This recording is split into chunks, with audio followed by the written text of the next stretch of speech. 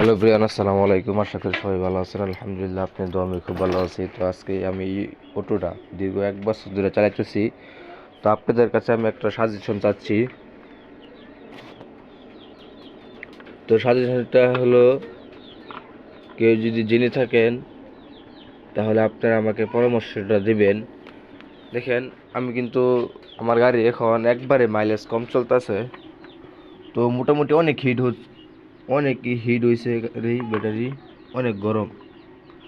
তো আজকে 1 বছর যাবত গাড়ি দীর্ঘ 100 কিলো 90 কিলো চালাইছি ভালো, কিন্তু দীর্ঘ 3 মাস যাবত আমার গাড়ি 80 কিলো চলে না। প্রায় 60 থেকে 65 কিলো চলার পরে গাড়িটা চার্জ শেষ হয়ে যাচ্ছে।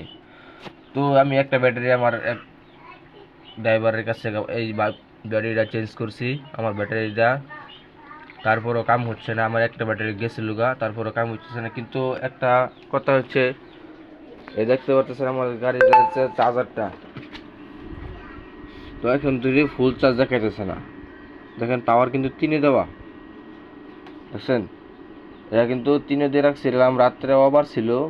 তো সকালে আমি যে সময়কালে 7 ঘন্টা চার্জ দেওয়ার পরে কিন্তু ফুল হচ্ছে না। এই দেখেন, 4-এ ফুল দেখায় কিন্তু 3-এ ফুল দেখায় না। তো আপনারা কেউ যদি এটা জেনে থাকেন আমার একটা পরামর্শ দিবেন।